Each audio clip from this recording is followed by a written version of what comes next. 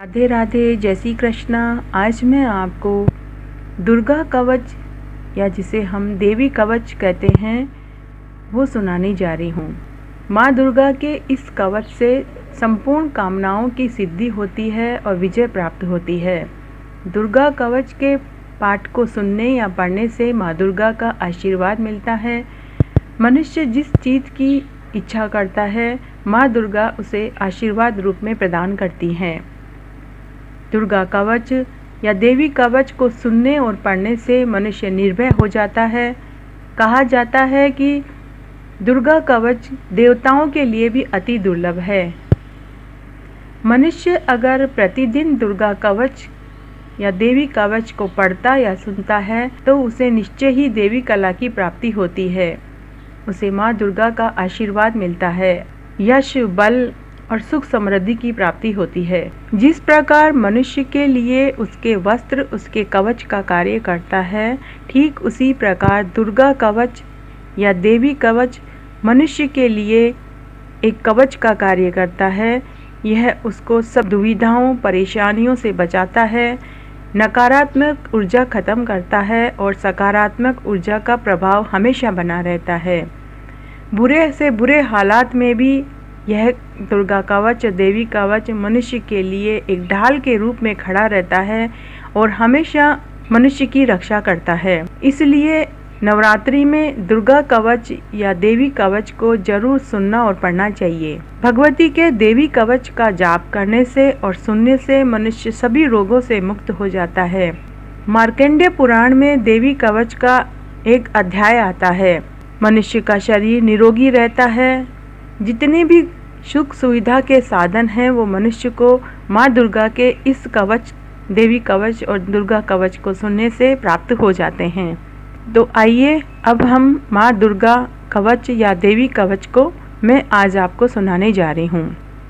मार्कंडेय जी ने कहा कि हे पितामह, जो इस संसार में परम गोपनीय तथा मनुष्यों की सब प्रकार से रक्षा करने वाला है और जो अब तक आपने दूसरे किसी के सामने प्रकट नहीं किया है, ऐसा कोई साधन हमें बताइए।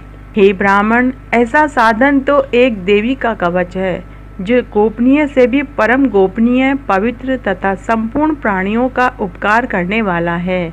हे महामुने, आप उसे श्रवण करें। भगवती का प्रथम नाम शैलपुत्री, दूसरा उनका स्वरूप ब्रह्मचारिणी, तीसरा स्वरूप चंद्रघंटा, चौथा स्वरूप माँ कुष्मांडा, पांचवा स्वरूप स्कंद माता है, छठा स्वरूप कात्यायनी, सातवां स्वरूप कालरात्रि, आठवां स्वरूप महागौरी के नाम से जाना जाता है। जो मनुष्य अग्नि में जल रहा हो, रणभूमि में शत्रुओं से घिर गया हो, विषम संकट में फंस गया हो तथा इस प्रकार भय से आतुर होकर भी भगवती दुर्गा के शरण में प्राप्त हुए हो, उनका कभी कोई अमंगल नहीं होता। युद्ध समय संकट में पड़ने पर भी उनके ऊपर कोई विपत्ति नहीं दिखाई देता है। उन्हें शोक, दुख और भय की प्राप्ति भी नहीं होती है।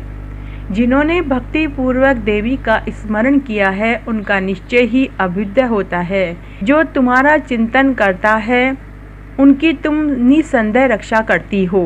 चामुंडा देवी प्रेत पर आरूढ़ होती है, वाराही भैंस पर सवार होती है, ऐन्द्री का वाहन ऐरावत हाथी है, वैष्णवी देवी गरुड़ को अपना आसन बनाती है, माहेश्वरी वृषभ पर आरूढ़ होती है, कुमारी का वाहन मयूर है, भगवान विष्णु की प्रियतमा लक्ष्मी देवी कमल के आसन पर विराजमान है और हाथों में कमल धारण किए हुए है।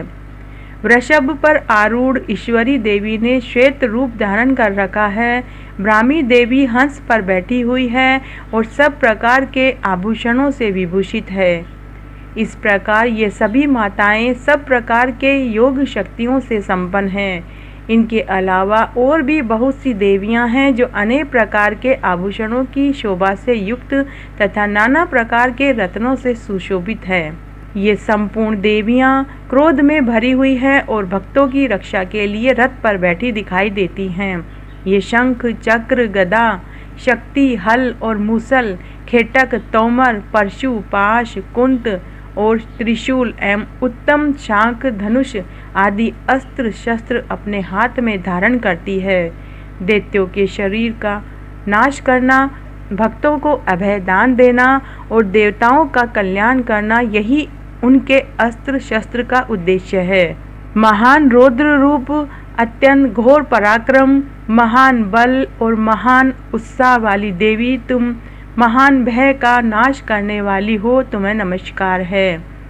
तुम्हारी तरफ देखना भी कठिन है। शत्रुओं का भय बढ़ाने वाली जगदम्बे मेरी रक्षा करो।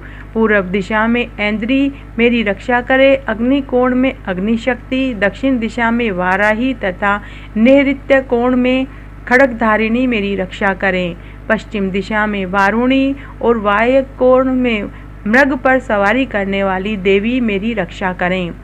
उत्तर दिशा में कुमारी और ईशान कोण में शूलधारिणी देवी रक्षा करें। ब्रह्माणी, तुम ऊपर गगन की ओर से मेरी रक्षा करो और वैष्णवी देवी, तुम नीचे जमीन की ओर से मेरी रक्षा करो। शव को अपना वाहन बनाने वाली चामुंडा देवी, दसों दिशाओं में मेरी रक्षा करो। जया सामने से और विजया पीछे की ओर से मेरी रक्षा करो। वाम भाग में अजिता और दक्षिण भाग में अपराजिता हमारी रक्षा करें। उद्योतिनी शिखा की रक्षा करें। उमा मेरे मस्तक पर विराजमान होकर रक्षा करें। ललाट में मालाधारी रक्षा करें। यशस्विनी देवी मेरी भुवों का संरक्षण करें। भुवों के मध्य भाग में त्रिनेत्र और नथनों की यमघंटा देवी रक्षा करें। नासिका की देवी सुगंधा और ऊपर के होठ की चर्चिका देवी रक्षा करें। नीचे के होठ की देवी अमृतकला और जिह्वा की रक्षा सरस्वती करे। कुमारी देवी मेरे दांतों की, चंडिका देवी कंठ की रक्षा करे। चित्रघंटा देवी गले की घंटी की और देवी महामाया तालू में रहकर मेरी रक्षा करें। कामाक्षी देवी ठोडी की और सर्वमंगला देवी मेरी वाणी की रक्षा करे। भद्रकाली ग्रीवा की और धनुर्धरी पुष्टवंश की रक्षा करे। कंठ के बाहरी भाग की नील ग्रीवा और कंठ के नली की रक्षा नलकुबरी करे। दोनों कंधों की रक्षा खड्गिनी और मेरी दोनों भुजाओं की वज्रधारिणी रक्षा करे। दोनों हाथों की दंडिनी और उंगलियों की रक्षा अंबिका करे। शूलेश्वरी नखों की रक्षा करे। महादेवी दोनों स्तनों की, शोक विनाशिनी देवी मन की रक्षा करे। ललिता देवी हृदय की और शूलधारिणी उदर की रक्षा करे। नाभि की देवी कामिनी और गुहा भाग की गुहेश्वरी रक्षा करे। पूतना और कामिका लिंग की और महिषवाहिनी गुदा की रक्षा करे। भगवती कटी भाग में विंध्यवासिनी घुटनों की रक्षा करे। संपूर्ण कामनाओं को देने वाली महाबला देवी दोनों पिंडलियों की रक्षा करे। नरसिंगी दोनों घुटनों की और तेजस्वी देवी दोनों चरणों के पृष्ठभाग की रक्षा करे।